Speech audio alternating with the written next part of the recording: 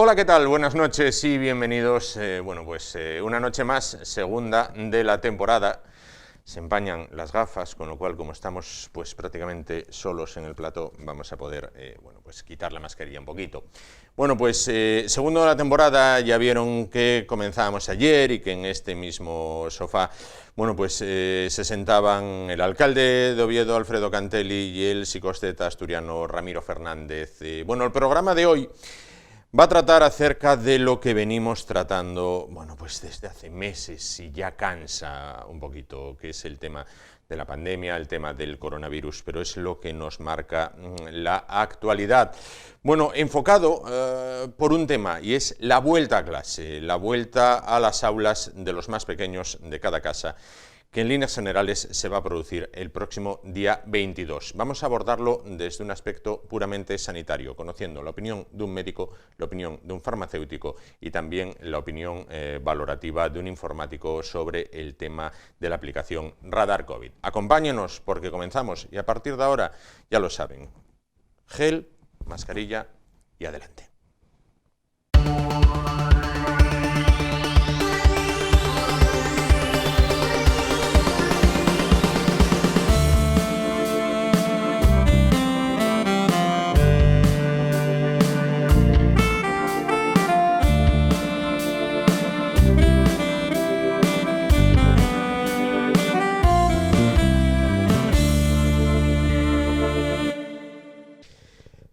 Durante todos estos meses, durante todas estas semanas de atrás, nos hemos venido fijando, nos hemos venido haciendo eco, en la población, en el conjunto de pacientes que unos tratamos de esquivar el virus, otros, se han visto afectados o infectados por el mismo.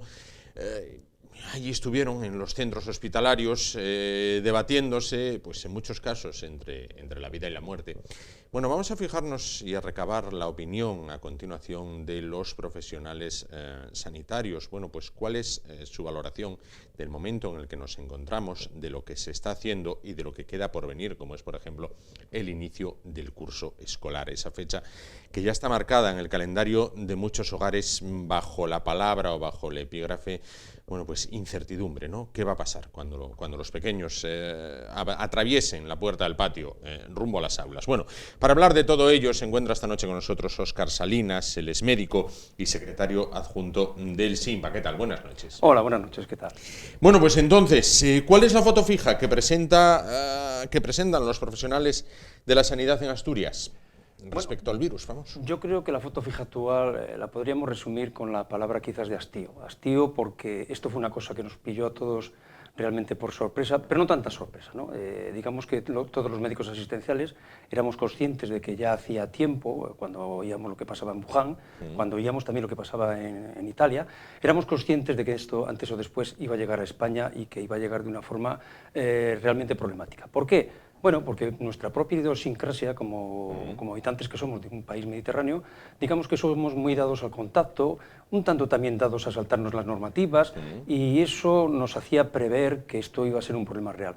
Todo ello unido en muchas ocasiones de que sí que notamos de que sí que había una cierta indecisión dentro del estamento político, y que probablemente los asesores que tenían nuestros políticos, creo, o queremos pensar, que han hecho lo mejor que han podido y han sabido, porque todos somos conscientes de las múltiples quejas que ha habido hacia ciertos representantes de la pandemia, como Fernando Simón, etcétera, etcétera, pero bueno, tenemos que ser conscientes de que él era sabedor, como excelente experto que es, era sabedor de la que se estaba avecinando, y en muchas ocasiones las noticias hay que darlas poco a poco a la población general. Te quiero decir que no podemos estar permanentemente alarmando desde el primer día, porque eso puede generar una situación de pánico realmente tremenda, tanto dentro de los habitantes de este país como dentro de los propios profesionales, ¿no? Claro. La foto fija la podríamos calificar a fecha de hoy de que todo esto lo llevamos preveyendo desde diciembre, el primer brote, llevamos preveyendo el segundo brote que se está comenzando ya desde hace unos cuantos días,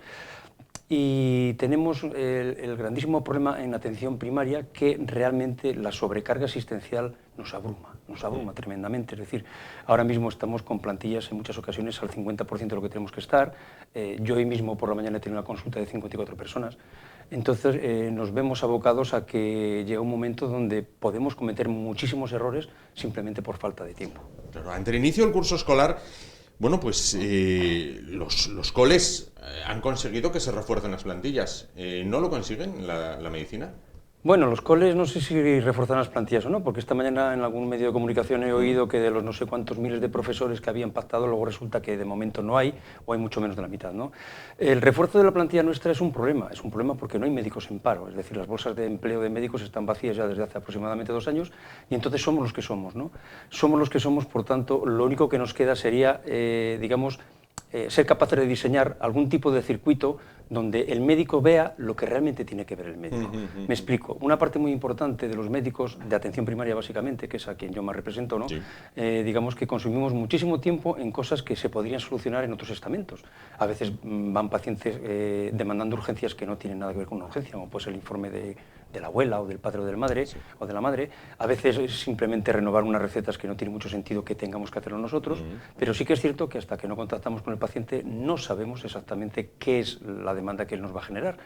Pero nos encontramos con situaciones como la de hoy, como bien le he dicho, que he tenido 54 pacientes, otros días 60, tengo compañeros míos con 90. Esto está comunicado persistentemente a las autoridades sanitarias, no ya de ahora, porque esta situación ahora por el COVID ha reagudizado, pero ya veníamos así los 2 últimos años, incluso más, ¿no? Pero digamos que siempre han tenido un impasse con respecto a la atención primaria donde no sé si es que están faltos de ideas o están faltos de tomas de decisiones, pero algo está pasando dentro de lo que es la consejería y las distintas gerencias que, digamos, a pesar de ser conocedores de toda la problemática que hay, siguen sin hacer nada. Incluso hoy en día nos estamos encontrando con gerencias que ni están ni se las espera. Es decir, hay ciertas áreas sanitarias donde cuando intentamos contactar con los directivos siempre están reunidos. Siempre están reunidos y los médicos decimos que, madre mía, siempre están reunidos, cuando nos hacen falta no obtenemos contestación, pero incluso dentro del entorno de las propias gerencias, algunos trabajadores médicos más directamente, digamos, relacionados con ellos, porque trabajan en los mismos locales, sí, pues te dicen efectivamente, están desaparecidos. Y eso es un problema porque en ocasiones nos da la impresión de que ni hacen ni nos dejan hacer.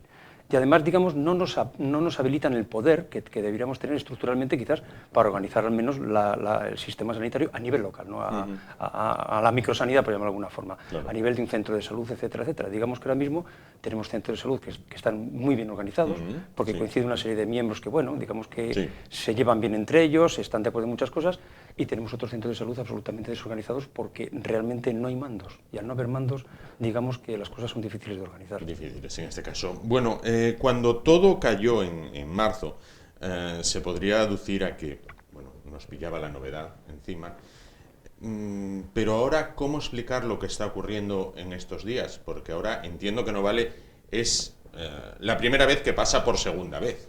Quiero decir, esto sería una perogrullada máxima.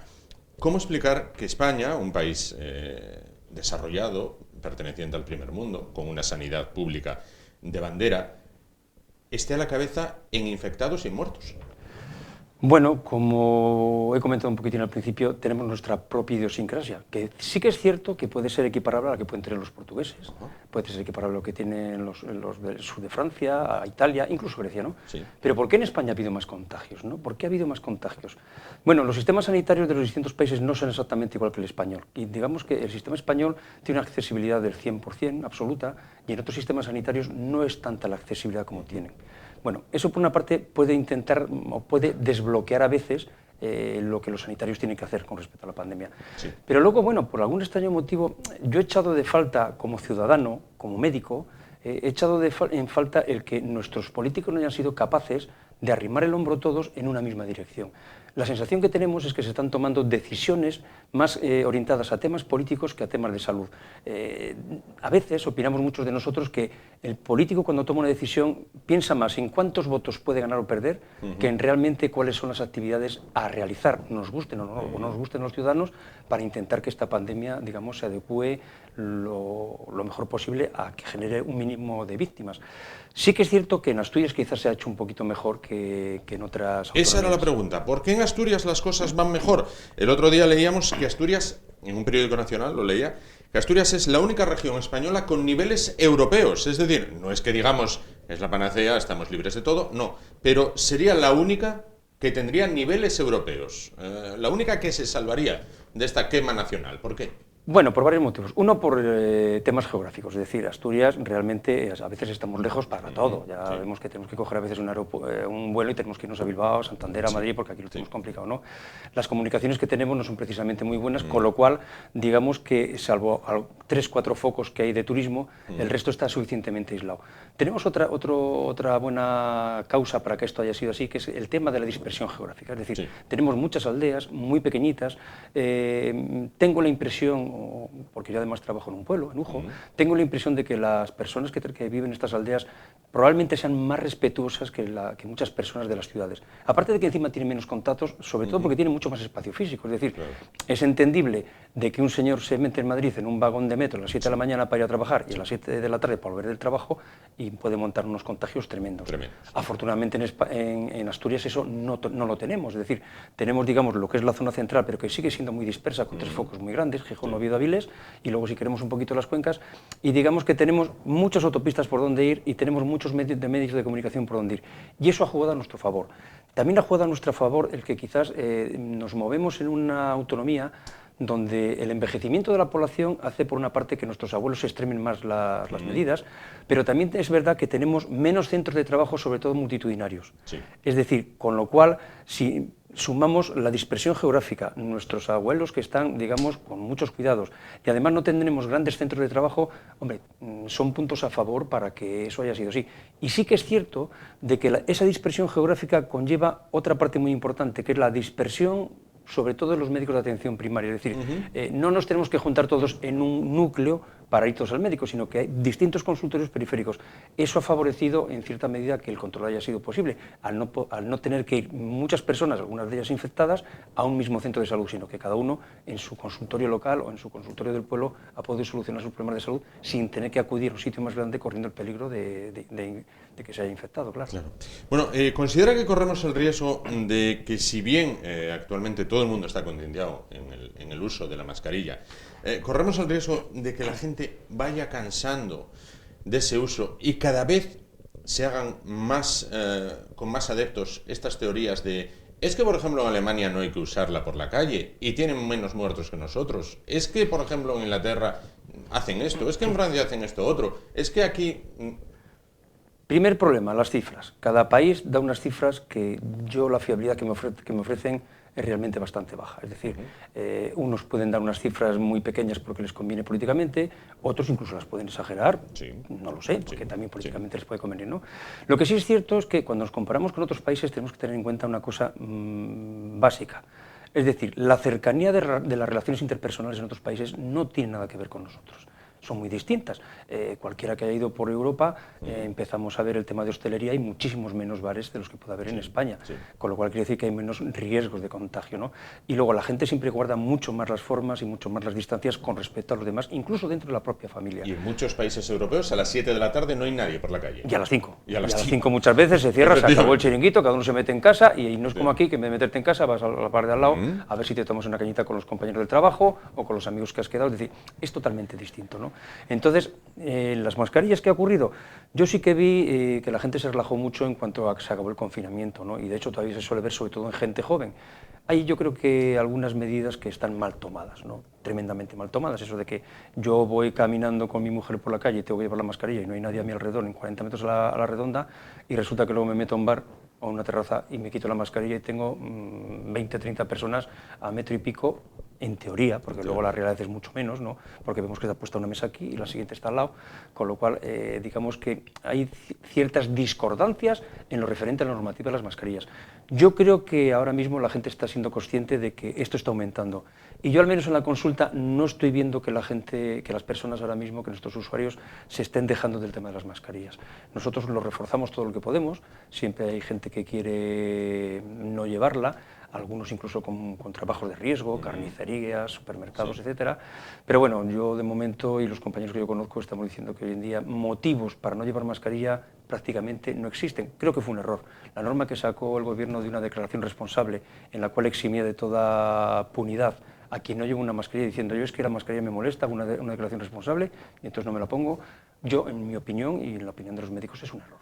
Es un error. Se han concatenado muchos errores desde que todo empezó. Quizás todo arranca... Citaba usted antes a Fernando Simón. creo que, en la opinión, creo, generalizada de todos los españoles, nadie le quita el conocimiento teórico ni el conocimiento práctico adquirido durante años, pero quizás pese para siempre aquello de como mucho habrá un par de casos localizados, no se registrarán nada más y aquello le acompañará hasta el final. Él es técnicamente impecable, y si es técnicamente impecable, yo creo que todo lo que ha dicho lo ha dicho con pleno conocimiento. Como le comentaba al principio de la entrevista, a veces las noticias no se pueden dar de repente, es decir, pongámonos en el ejemplo de un paciente que se encuentra mal y claro, yo no digo, bueno, tienes este síndrome de tal tipo, puede ser un catarro, una gripe, una neumonía, un cáncer de pulmón, un cáncer de estómago. Hombre, empezamos, vamos a ver qué pasa, no más allá de uno de los contagios.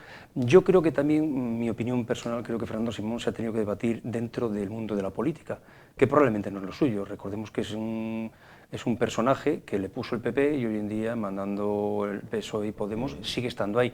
Luego, nadie duda de su cualificación, eso está claro, ¿no?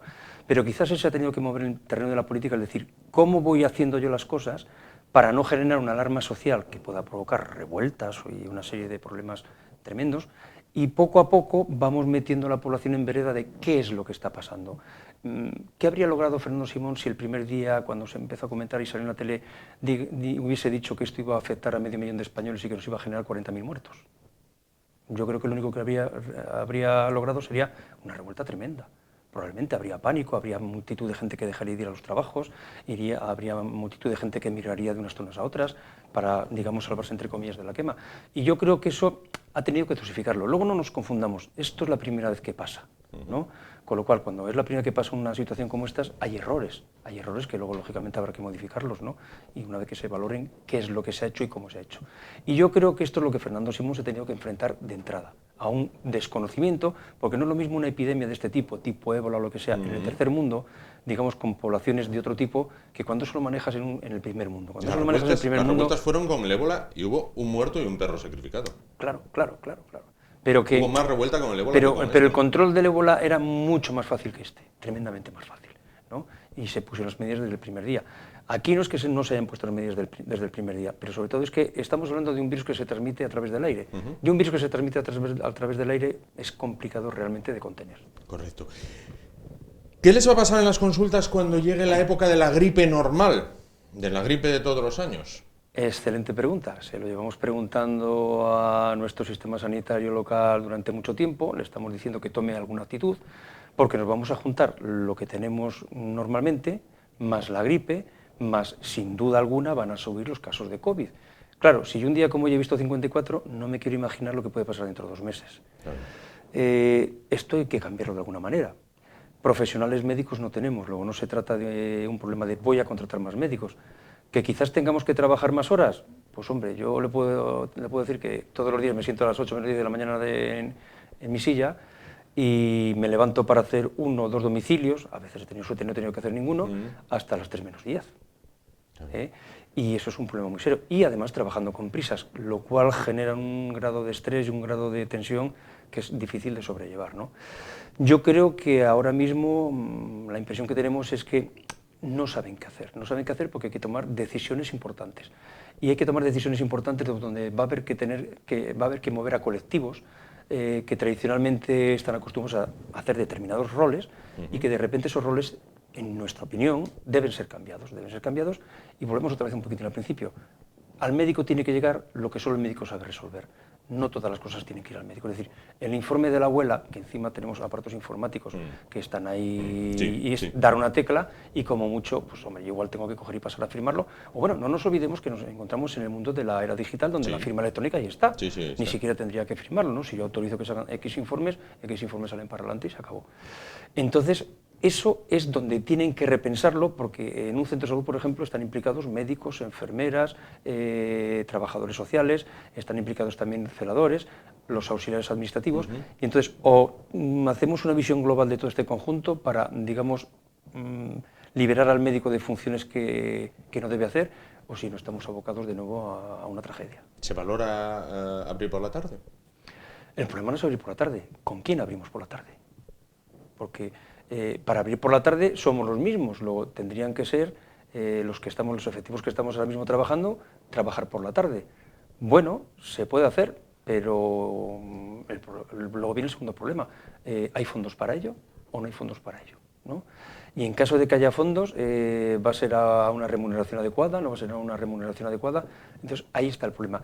Yo, más que un tema de trabajar por las tardes, veo un problema de organización, y pertenezco al sindicato médico. Es decir, esto no es un tema laboral de que queremos más dinero, etcétera, etcétera. No, el dinero yo creo que ahora mismo es lo que menos está importando. Lo que nosotros realmente queremos, al menos como parte del sindicato, es que se organice de tal manera, al menos la atención primaria, para que seamos capaces de contener de nuevo este otro envite, que va a ser igual de duro o peor que el anterior. Claro. La vuelta a clase, vamos a ver, esa fecha que muchas familias hemos marcado en el calendario, bueno, pues el chiquillo va para allá, o los chiquillos van para allá. ¿Cómo tienen que ir? Bueno, hasta donde eché yo, que sé más o menos lo mismo que ustedes, las noticias que hay en los periódicos, bueno, la vuelta a clase se inicia entre el 22 y el 28, algunos colegios empiezan ya, sí, este lunes, sobre todo los que son concertados y algunos privados. Y bueno, el motivo de que empiecen muy probablemente es que disponen de tecnología que quizás la escuela pública tiene mucho menos, ¿no? Es decir, muchos de los colegios concertados, probablemente la totalidad, digamos que tecnológicamente tienen muchos más medios. ¿Por qué? Bueno, pues porque en su día se metieron en informática, hicieron las videoconferencias y digamos todo eso lo tienen ya bastante más soslayado. Dentro de la escuela pública yo creo que hay muchos menos equipos informáticos y posiblemente mucha menos cualificación dentro de muchos profesores para la utilización de las nuevas tecnologías, ¿no? Es una asignatura pendiente. ¿Que si hay que mandar a los niños? Mi opinión, y soy padre de familia numerosa, con una hija, la hija mayor tiene 16 años, luego imagínese las otras, por supuesto que tienen que ir. ¿El cómo idearlo? Pues mire, yo no sé si habría que hacer clases de 45 minutos, media mañana unos, otra media mañana otros, unos vienen hoy, otros vienen mañana, la mitad vienen hoy y la otra mitad están por vídeo asistiendo a la clase, que hoy en día es factible, al menos en el colegio al que van mis hijas lo pueden hacer sin ningún problema. Pero lo que me transmite algún profesor que tengo amigo, incluso dentro de la familia, es que, bueno, estamos en la fecha que estamos y no está claro. No está claro. ¿Por qué? Pues porque, claro, a unos equipos informáticos les puedes poner de hoy para mañana si habilitan los recursos correspondientes y hay un estocaje. Pero luego los profesores tienen que aprender a manejarlos y eso no se aprende de un día para otro, ¿no? Lo pueden hacer muy bien igual un profesor más joven que ya está metido en informática, pero yo me imagino que yo soy profesor, utilizo el ordenador muy poquito y de repente me meten en los medios informáticos y, hombre, y me dicen que mañana tengo que empezar a dar clase y me entra pánico. Lógicamente eso conlleva un aprendizaje que este verano se debiera haber aprovechado para hacer y hasta donde yo sé no se ha hecho nada. Ante la pregunta, ¿mando el chiquillo a clase? Sí, por supuesto. Por supuesto. Yo creo que esto es una pandemia, no cabe ninguna duda, pero aquí nos estamos jugando varias cosas. Nos estamos jugando educación, nos estamos jugando economía y nos estamos jugando vidas. La educación antes o después supone vidas y la economía antes o después también supone vidas. Yo entiendo que la postura del político es muy complicada, porque si hace lo que algunos de los médicos decimos, el país le paramos enteros, encerramos a todos en casa y se acabó la historia. No es factible. Evidentemente eso no es factible. Llegar a un intermedio, ¿no?, donde la educación, la economía y la sanidad vayan de la mano y se hagan las cosas lo mejor posible, requiere el acuerdo de los grandes partidos políticos, cosa que como ciudadano y como médico echo mucho de menos. Pues con esa reflexión nos quedamos. Óscar Salinas, médico y secretario adjunto del SINPA. Muchísimas gracias por estar con nosotros esta noche y aportarnos, bueno, pues la visión desde el colectivo profesional. Muy bien, pues muchísimas gracias a ustedes y hasta otra ocasión. Hasta otro momento. Bueno, pues ese es el tema, el de la vuelta a las aulas que esbozábamos con el doctor Salinas. ¿Qué hay que meter dentro de la mochila del chiquillo para cuando llegue el día, ya, bueno, pues tremendamente cercano, de que cruce la puerta del patio y se dirija, pues, con sus compañeros al aula? Lo sabemos después de la publicidad. En un momento regresamos. Hasta ahora.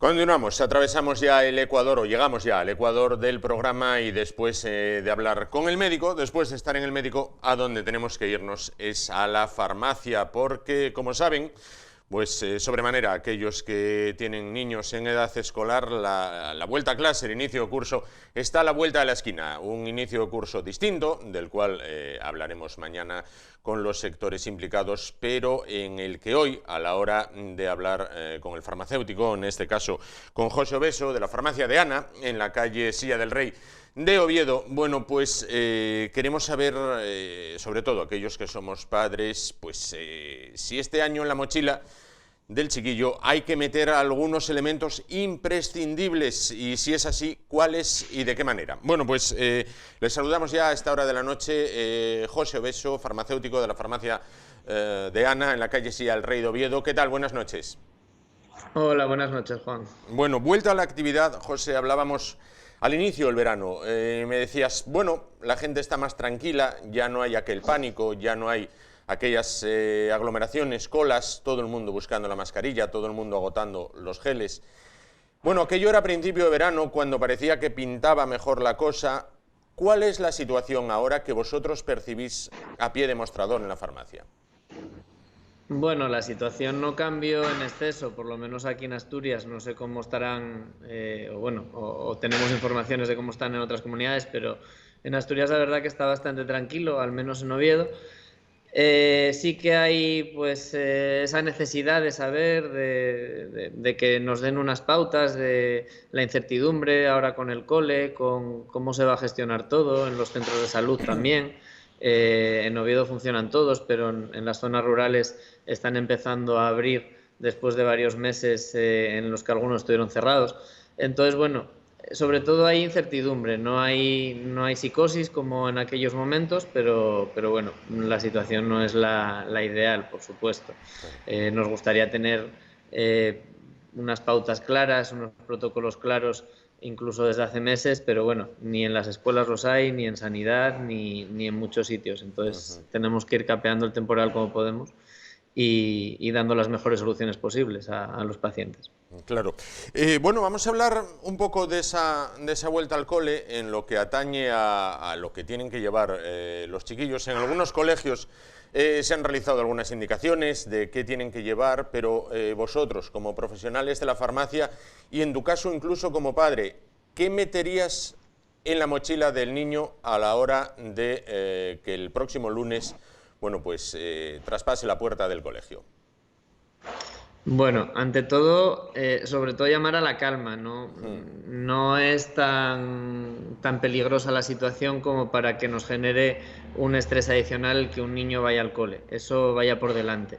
En cuanto a qué llevar o no llevar, cada colegio es diferente y cada colegio suministra a los niños una serie de productos o ninguno en función a la capacidad del colegio, supongo, a lo que el colegio considera que es más importante, pero bueno, en general los niños deben tener un gel hidroalcohólico, en función también de la edad, que sea más o menos seguro su utilización de acuerdo a las capacidades del niño, para utilizar varias veces al día. Cada vez que entran y salen del aula sería lo ideal que lo utilizasen para desinfectar las manos. Además del gel, es recomendable el uso de la mascarilla es obligatorio a partir de los 6 años y es recomendable en cualquier momento de la edad escolar, salvo en las escuelas infantiles, sobre todo si van en un transporte público. La mascarilla sí que la tienen que llevar de casa, en ningún caso la suministra el colegio, y esa mascarilla deben guardarla en una especie de estuche, de forma que cuando no la vayan a utilizar, sobre todo en el caso de los niños de entre 4 y 6 años, esté protegida y sobre todo proteja, si el niño estuviese contagiado, de contagiar a otras personas. Adicionalmente, no se hace mucho hincapié en ello, pero gracias a Dios o por suerte no es el caso de los míos, no lo vi, pero sí que nos pasó en la farmacia. Las mascarillas, los que usáis gafas, creo que en tu caso usas gafas, Juan, sí, empañan las lentes de las gafas. Sí. Para los niños esto sí que puede ser un problema, suelen agobiarse por cualquier cosa y el no ver bien por el uso de la mascarilla puede afectarles bastante. Que sepan los padres que en este caso sí que hay unos líquidos anti-BAO que son bastante eficaces, lo único que los tienen que reaplicar cada 4 3-4 horas en función de cada producto y de cada situación, pero que son bastante eficaces. Evitamos este problema, esta situación de estrés para los niños. Claro. En cuanto a la ropa, pues hay protocolos de muchos tipos. Yo, en mi caso, la verdad que como llevo conviviendo con la situación muchos meses, no es algo que me preocupe en exceso, pero bueno, lo recomendable sería que al menos en el cole los niños, sobre todo si son pequeños, utilicen un babi que se puedan quitar y lavar a diario cada 2 días en el momento que salen del cole. Y los mayores, bueno, pues que la ropa que utilizan para estar en el aula, para convivir con otras personas, que cuando lleguen a casa la cambien. Y una cosa bastante importante, ¿Sí? que a mí sí me parece que entraña más riesgo que otras, incluso que la convivencia dentro del mismo aula, es el tema de la bebida, del agua. Los niños están acostumbrados a compartir fuentes, grifos en los parques y en los coles, y bueno, eso sí que considero que es un foco bastante importante, bastante fácil de la transmisión de este virus y de cualquiera. Con lo cual sí que sería recomendable que los padres incluyesen una botella de agua en la mochila del niño, o bien una taza, un vaso que usasen ellos personalmente, aunque muchos coles esto lo intentan evitar para que se mezclen, para evitar que se mezclen precisamente estos objetos. Pero es la única manera de evitar que en baños se produzcan focos de contagio, y por mucha higiene que haya, por muchos protocolos que hayan implementado los coles, bueno, considero que es una zona de mayor riesgo incluso que el aula. Te pregunto, mascarilla, ¿de algún tipo especial la mascarilla que deben llevar los chiquillos a clase, y cuántas deben de llevar para toda la mañana? Imaginémonos un colegio de jornada continua, si les vale la misma desde que entraron hasta el final de la jornada. Pues a ver, esto depende un poco del fabricante. Hay mascarillas que su periodo de utilización es hasta de 24 horas, en el caso de algunas mascarillas de tela que poco a poco van pasando de ser higiénicas a tener otro tipo de certificaciones y mayor seguridad, ofrecen mayor seguridad. No es que ahora sean mejores que antes, sino que ya de alguna manera las empresas que certifican esta seguridad de un producto sanitario van teniendo más capacidad de trabajo y van aumentando los productos que están regulados en este sentido, sobre todo en España.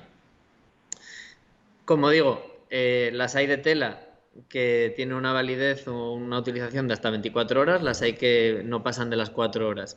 En función al producto que elijamos, debemos tener un repuesto o no. En cualquier caso, el repuesto y el estuche sería interesante tenerlo en la mochila del niño, porque la puede perder o puede pasar cualquier cosa con ella. Tampoco, vuelvo a repetir, tampoco quiero generar a los niños o debemos generar a los niños una situación de estrés y pierden la mascarilla, que va a ser lo más habitual. Bueno, pues la perdiste, vuelves a casa en el autobús sin ella o estás en el cole sin ella unas horas, no va a pasar nada.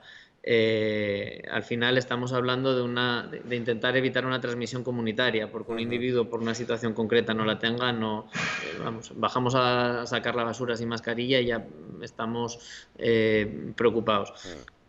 Una cosa es relajar las medidas, que no, pero bueno, hasta un cierto punto hay que tener una conciencia de dónde estamos y de que tampoco nos vamos a contagiar por estar un minuto sin mascarilla, ni vamos a generar un problema de salud pública. Claro.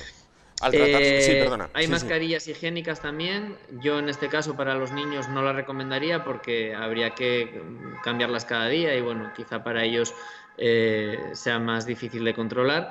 Las mascarillas quirúrgicas de uso diario, pues bueno, esas tienen una duración de 4 horas, y las KN95 ahora ya empiezan a certificarlas en España, FFP2, suelen tener también un periodo de utilización de hasta 8 horas. En estos casos sí que es necesario llevar el repuesto, porque la jornada puede ser un poco superior. También tenemos que decir que ahora mismo todavía en Asturias no sabemos qué tipo de jornadas va a haber, ni en muchos colegios concertados ni en los públicos. No sabemos si van a estar 5 horas, si va a haber comida o va a haber comedores. Bueno, hoy justo además están compañeras mías en reuniones de padres y no sabemos muy bien cómo se va a organizar. En función a ello, a la duración o a la protección que nos ofrezca el producto que elegimos, hay que organizar el equipaje del niño, el material del niño. Claro. Sería bueno, no lo sé, te pregunto, incluso que el chiquillo llevara una mascarilla de repuesto en la mochila por si acaso pierde una. Sí, sí, era lo que comentaba, que tener una en la mochila por si acaso es lo recomendable, más allá de que tengan que usar 2 o 3 al día. En niños pequeños, o de que tengan que usar 2 o 3 al día es más complicado, por eso vamos a intentar buscar productos que duren a partir de 8 horas su capacidad de protección. Pero bueno, puede pasar que la pierdan, puede pasar que pierdan la que llevan y que pierdan el repuesto, eso son niños y estoy seguro de que va a estar a la orden del día. Pero bueno, en concreto el mío lleva la mascarilla puesta en el autobús, tiene 5 años, en el cole de momento no la necesita llevar ninguno porque todos son menores de 6 y en la mochila lleva una de repuesto y su estuche para guardar la que se quita. Bueno, hay días que se guardan en estuche, hay días que no, vuelvo a decir, son niños. Tampoco tenemos que preocuparnos por eso. Hoy vimos, ayer creo que empezaron a salir estudios de que el uso de mascarillas también facilita la inmunización porque disminuye la carga viral que le llega a una persona si se contagia, digamos, o si está en contacto con el virus. Bueno, hay que tener claro cuáles son las utilidades de las mascarillas, qué beneficios nos aportan, y el hecho de que un niño no tenga mascarilla un día, por la razón que sea, no comporta un riesgo especial para nadie ni para él. Entonces, bueno, vamos a evitar ese estrés, por favor. Claro. Ya os digo, me importa más el tema del agua, me importa más lo de las gafas, que bueno, que según qué edades puede ser difícil el tema del bullying o de las bromas con niños, que se puedan empañar las gafas, etcétera, con el uso de mascarillas, que un día un niño pierda la mascarilla. Claro. Bueno, voy a plantearte un caso que a muchas madres les pone los pelos de punta. Vamos a ver, es hipotético, pero puede ocurrir. Imaginémonos que tú y yo somos niños, mi mascarilla es de Spiderman y la tuya es de Batman. Y a mitad de la jornada pues decidimos cambiárnosla, porque la tuya me gusta a mí y la mía te gusta a ti. ¿Qué pasa si se la cambian? Probablemente nada. Evidentemente no es lo recomendable, es totalmente censurable, pero vuelvo a decir, son niños. Son niños y hay cosas mucho más graves con las que llevan conviviendo años que en un momento dado se les olvida hacer o no le dan la importancia que la tengan que hacer. Conocen el uso de mascarillas desde hace 2 o 3 meses, no vamos a pretender que las usen perfectamente cuando muchos adultos no lo hacemos. Claro. Entonces, bueno, si tuviese la mala suerte de que el niño de la mascarilla de Superman estuviese contagiado y el de la de Spiderman no, pues bueno, probablemente se contagie, pero es complicado. Es complicado que se pueda dar el caso y es complicado también que si los dos están conviviendo de una forma tan estrecha como para cambiarse la mascarilla, pues bueno, el cambio de la mascarilla sea tan determinante para que el otro se contagie. Claro. Claro. Ya digo, ante todo, tener en cuenta que son niños, que hay que ser muy coherentes con lo que se les pide. No vamos a hacer del uso de mascarillas un problema.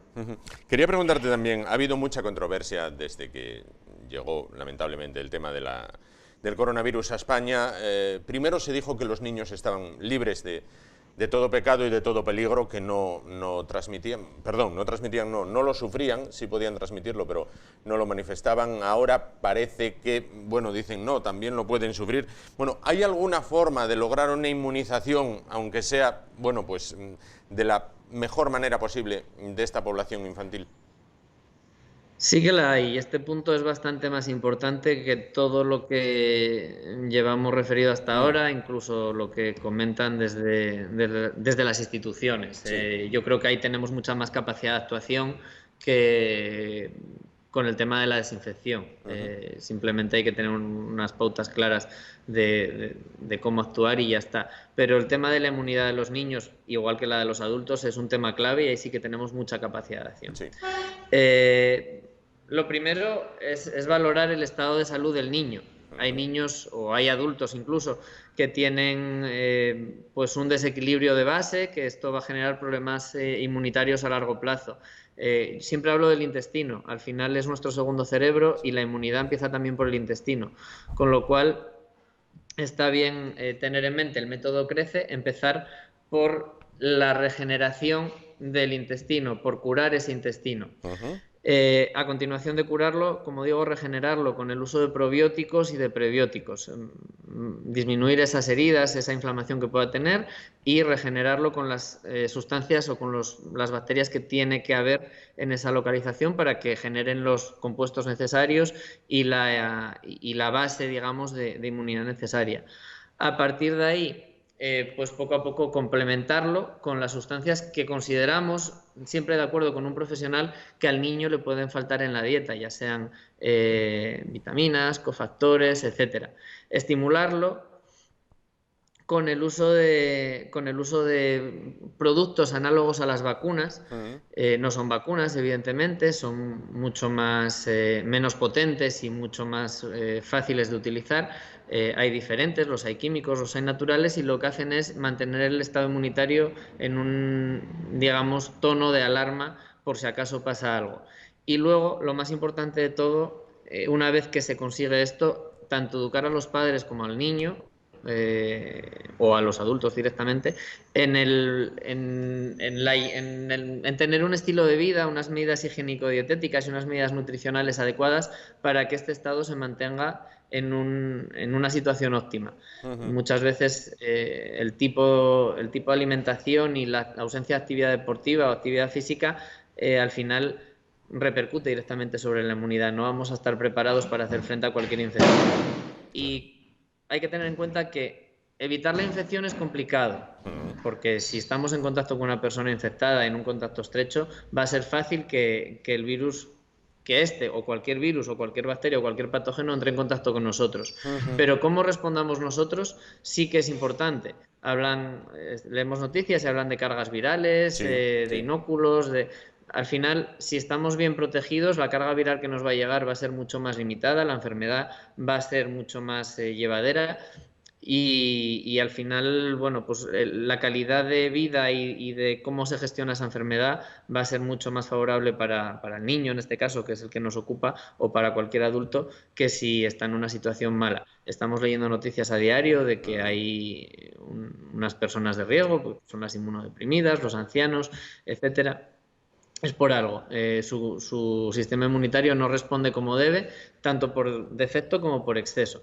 En este caso, el COVID, el exceso de respuesta también afecta a los usuarios, con lo cual es un equilibrio muy complicado. Yo no digo que no, para eso estamos los que sabemos del tema, los médicos, los farmacéuticos, muchos otros profesionales del sector, pero para eso estamos, para que nos consulten y dar la mejor recomendación en ese sentido. Yo creo que desde las instituciones se podría hacer hincapié mucho más en esto que simplemente en el uso de productos de protección, pero bueno, desgraciadamente no se está dando. Espero que poco a poco se vaya concienciando algo más, que sí que se hace en otros países. Pues esperemos que cunda el ejemplo, como bien dices, de lo que se está haciendo, bueno, pues en otros países, y dejemos de estar, como hasta ahora, a salto de mata, ¿no? Bueno, pues tratando de resolver el problema cuando ya lo tenemos prácticamente encima, por no decir agarrándonos por la parte más noble. José, tienes un crío de 5 años, te quise entender que ya va a escuela, ya se ha incorporado al colegio, en este caso. Para los que empiezan el día 22, los papás tenemos unos días de concienciación, mentalización y dejarle bien claro lo que debe y lo que no debe hacer. ¿Fue muy duro en tu caso? Ahora te pregunto más como padre que como farmacéutico. No, al final los niños hacen de cualquier situación algo normal, son mucho más flexibles que nosotros, no lo ven como una situación de estrés, y por eso hago hincapié en que nosotros no seamos los que les generemos ese estrés. Yo soy de los que digo que si el niño se va a contagiar, se va a contagiar. Si hay COVID en su clase o si hay un virus en su clase, es fácil que esté en contacto con él, pero yo quiero que mi hijo esté preparado para ese momento, darle la mejor respuesta. Confiamos en los coles, en este caso, en las instituciones, para que los protocolos que implementan sean lo más eficaces y esas infecciones lleguen de una manera lo más progresiva posible, para que no haya una saturación, para que no haya una transmisión masiva, que es lo que nos preocupa. Pero es que al final los niños son niños y no van a entender que esto se acaba, que situaciones límite. No, el primer día pues me cogió la mascarilla, la miraba un poco raro, se la puso, no se la habíamos puesto en todo el verano, la verdad, se la puso y ya viene con la mascarilla encantado, sin problema. Es mucho más sencillo todo, ellos lo hacen mucho más sencillo de lo que lo hacemos nosotros. Entonces, bueno, claro, pedir paciencia a todos los padres, colaboración, responsabilidad, porque una cosa que sí preocupa bastante es que, bueno, evidentemente trabajamos todos, los niños para conciliar deben estar en el cole, pero si un niño está malo, debe quedarse en casa. No va a tener COVID seguramente, las probabilidades de que lo tenga son muy bajas, pero no tenemos ni por qué transmitir COVID, ni otros virus, ni otras infecciones. Si está malo, lo dejamos en casa, buscamos la solución, bien sea en el trabajo, bien sea con cuidadores, pero no podemos darle a Piretal para quitarle la fiebre y mandarlo al cole o a la guardería. Eso sí que es una cuestión muy importante de la que no habíamos hablado, y todo lo demás, pues bueno, viene dado y hay que capearlo como se pueda, pero no va a ser una situación de excesivo estrés, espero. Esperemos que no. Bueno, pues ante todo, tranquilidad, y si se produce algún caso, por supuesto, no demonizar ni al chiquillo ni a la familia, en este caso, en la que se ha producido el caso, porque nadie, lógicamente, quiere contagiarse. Nadie, a cualquiera nos puede tocar y, bueno, de hecho lo vemos. Efectivamente. Que pues, no entiende de clases, ni de no entiende. Localizaciones, ni de nada. Ni de puede nada. Tocar en cualquier aula, en cualquier espacio. Y simplemente eso, ser responsables. Y en cualquier momento. Pues José Obeso, farmacéutico de la farmacia de Ana, en calle Silla del Rey, muchísimas gracias por estar con nosotros esta noche, por aclararnos desde la vertiente profesional, en este caso, que te ocupa, la de la farmacia, bueno, pues cómo afrontar esa vuelta a clase de los más pequeños. Gracias. Y nos vemos pues muy pronto para hablar, no sé si de este, si de otro tema, pero como siempre apelando a ese criterio profesional. Muchísimas gracias. Muchas gracias, Juan. Saludos. Saludos. Bueno, pues ya lo saben, los chiquillos vuelven a clase y deben hacerlo, bueno, pues con las mayores medidas de seguridad posible, pero eso sí, sin obsesionarse y sobre todo sin obsesionarlos a ellos, porque, como bien decía el farmacéutico, como bien decía José, bueno, pues son niños. Nos vamos a publicidad. En un momento volveremos porque la tecnología también trata de combatir al COVID con una aplicación que podemos tener en el móvil, es el Radar COVID. Bueno, vamos a hablar después de los anuncios de ella, qué es, para qué sirve, es eficaz, cómo utilizarlo, bueno, qué alternativas hay. Un momento y ya estamos aquí de vuelta. Hasta ahora.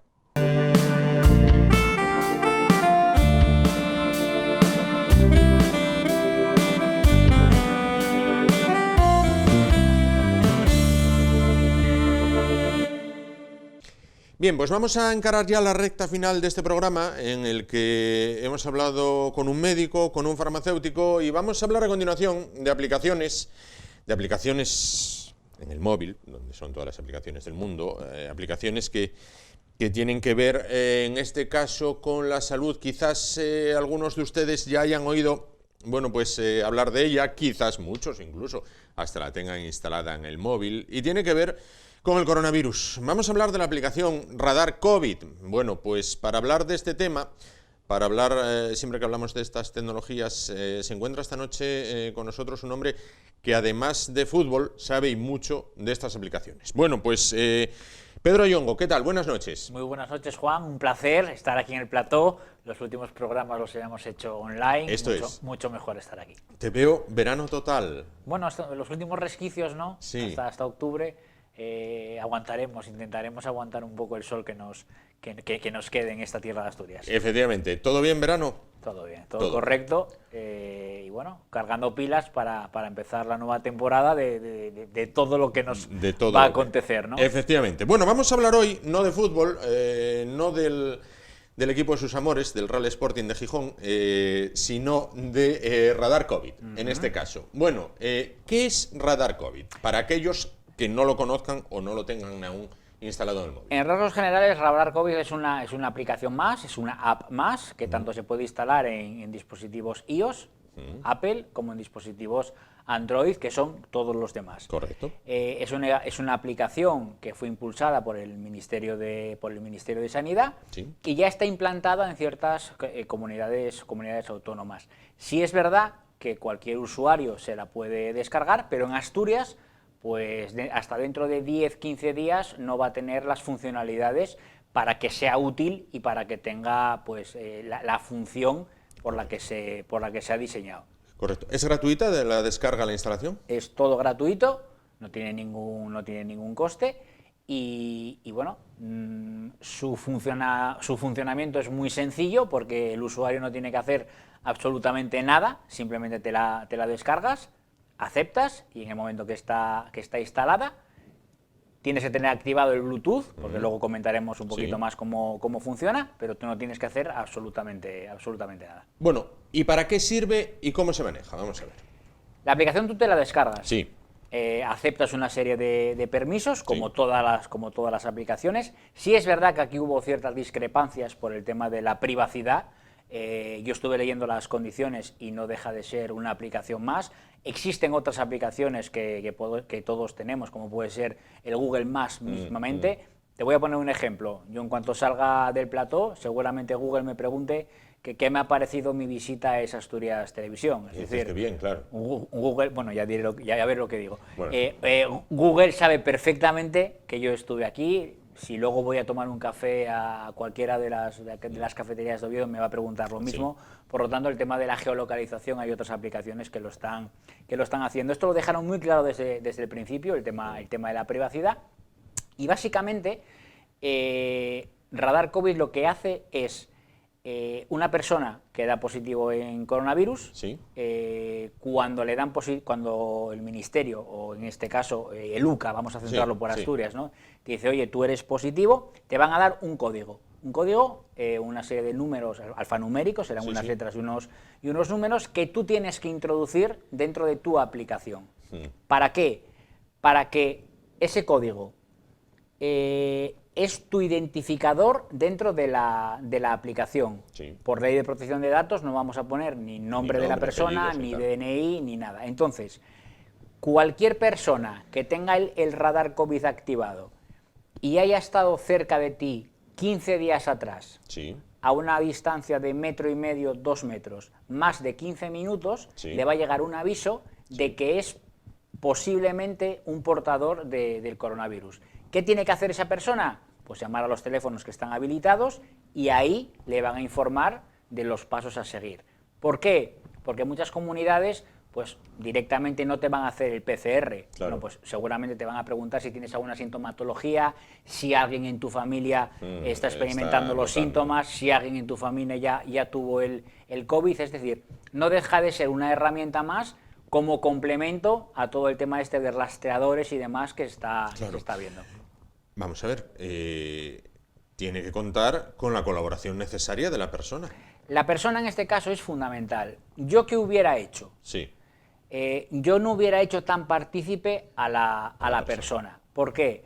Porque probablemente la persona sea reacia a introducir ese código que te estoy diciendo que te aporta el Ministerio de Sanidad. Sí. Quizás en el momento que tú das positivo, como estamos sabiendo que es totalmente confidencial el tema de este código alfanumérico, sí, quizás debería de ser tema de la administración, pues meter ese número, claro, para que no sea el usuario el que lo tiene que meter. ¿Por qué? Porque si yo doy positivo, tengo mi aplicación descargada, pero si no meto ese código, no tiene ninguna funcionalidad. Claro. También es verdad que se está hablando de muchas descargas, hablan de cientos de miles de descargas. Eso es gente que se la bajó, la aplicación, pero yo si la elimino, la descarga sigue apareciendo en esa cifra, porque no están descontando las que yo vaya eliminando. Por lo tanto, bueno, pues como todo, quizás cojea, y yo el mayor foco de uso y que lo podían haber mejorado bastante sería que en el momento que tú das positivo, en la base de datos, por llamarlo de alguna forma, a la que va toda la aplicación, pues ese dato lo metiera directamente el servicio de salud y que no fuese la persona la la que lo fuera a meter, porque yo creo que la gente va a ser reacia a meter ese código. A meter ese código. Bueno, ¿hasta ahora está triunfando o es más el ruido que las nueces? No hay datos realmente, no hay datos por lo que te digo, porque no es algo que sea tangible. Sí. Bueno, pues probablemente con el tiempo nos iremos acostumbrando. ¿Qué problema hay con el COVID? Que no tenemos tiempo. Claro. Mismamente hablaban yo fechas para el tema de la vacuna, ya escuché como 200.000. Ahora parecer que estas 3 millones de dosis que nos iban a mandar de Oxford, pues está paralizado por un caso de una persona que tuvo una sintomatología grave, ¿no? A ver, todo lo que es nuevo al final lleva sus procesos, lleva su tiempo, y el tema de esta aplicación pues al final es lo mismo. ¿Tiene alternativa? Quiero decir, igual que WhatsApp tiene Telegram, ¿hay alternativa a Radar COVID o por ahora es la que hay? La semana pasada o la anterior, tanto Google, es decir, Android como iOS, dijeron que ellos mismos pues se iban a unir, y dentro del propio sistema operativo de cada terminal, sin que tú te tuvieras que descargar ningún tipo de aplicación, iban a realizar algo parecido. No hubo más información al respecto.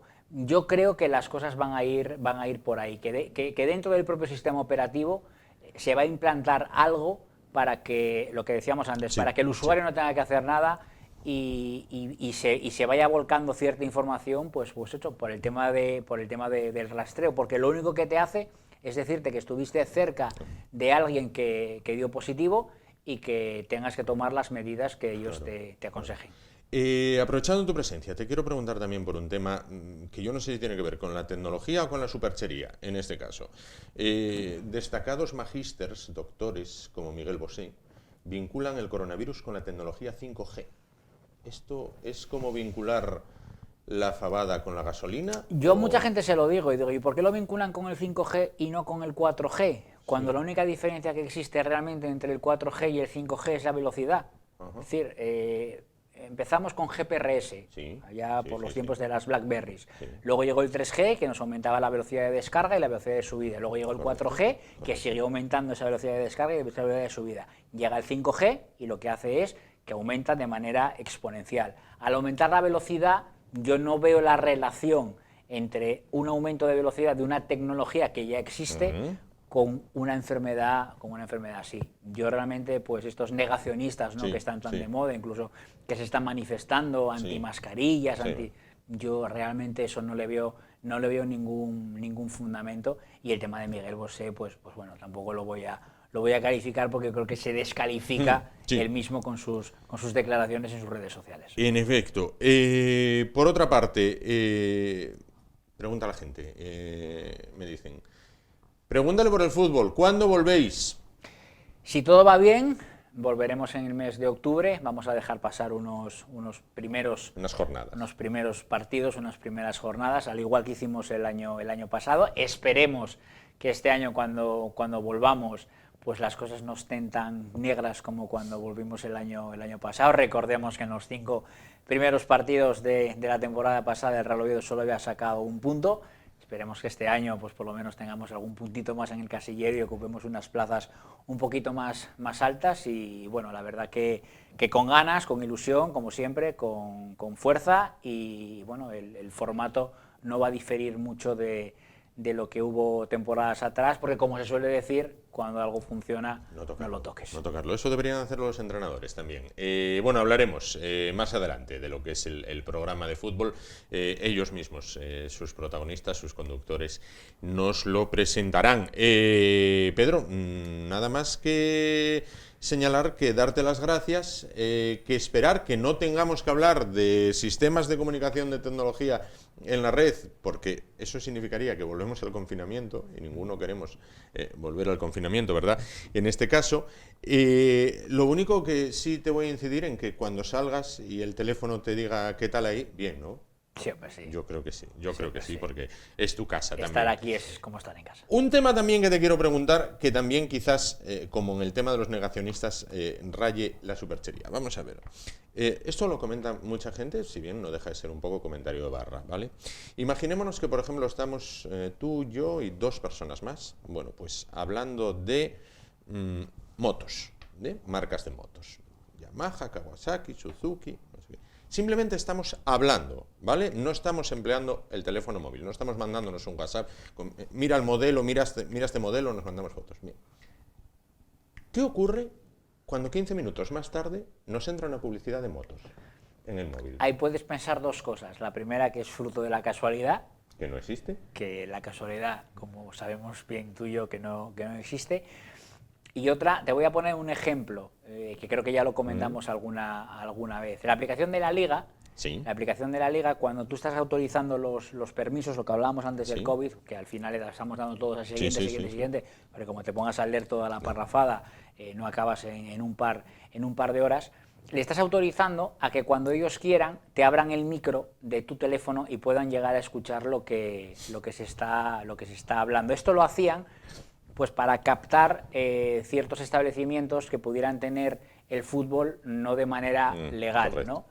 La explicación más o menos te la puedo dar así. Pueden existir ciertas aplicaciones que tengamos instaladas en nuestro terminal que cuando nos la bajamos hemos autorizado a que en ciertos momentos pues abran el micro, captan palabras secuenciales, como tú bien acabas de decir, pues ya sea moto, televisión, cámara o lo que sea, y misteriosamente al cabo de eso, unas horas, pues cualquier plataforma de venta, ya sea, llámase Amazon, llámase eBay, llámase la que sea, te sugiere misteriosamente, si no te interesará, pues cualquiera de esos productos que estuviste hablando con tus amigos en esa conversación de bar. ¿Solución a esto? Sí. Realmente no hay, a no ser, lo que te digo, que leas muy bien todas las condiciones que te están poniendo, y muchas veces te ponen estas casillitas para marcar y que desmarques pues la que autorices a que te abran el micro. Porque apagar el teléfono no lo valoramos, claro.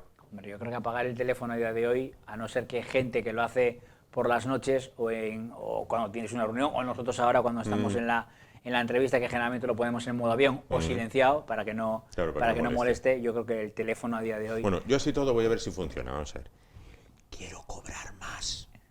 Oye, a ver si de repente... Lo que pasa es que eso no te lo va a dar ni Amazon, ni eBay, ni nadie, eso tendrías que hablar con... Estoy de acuerdo en que no me lo va a dar nadie. Estamos de acuerdo, nadie me lo va a dar, pero bueno, virgencita, que me quede como estoy.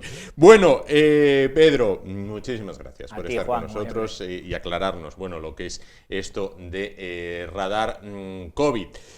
Muchísimas gracias. Hablaremos posteriormente, días más adelante, del fútbol, cuando ya el programa esté bueno, pues ya encarrilado, ya tenga fecha de estreno y demás con el equipo representativo de la capital del Principado. Nosotros llegamos así al final. Gracias por su atención. Volvemos mañana, como siempre, ya lo saben, a partir de las 10 de la noche. Hasta entonces, gracias por su atención, ánimo y adelante.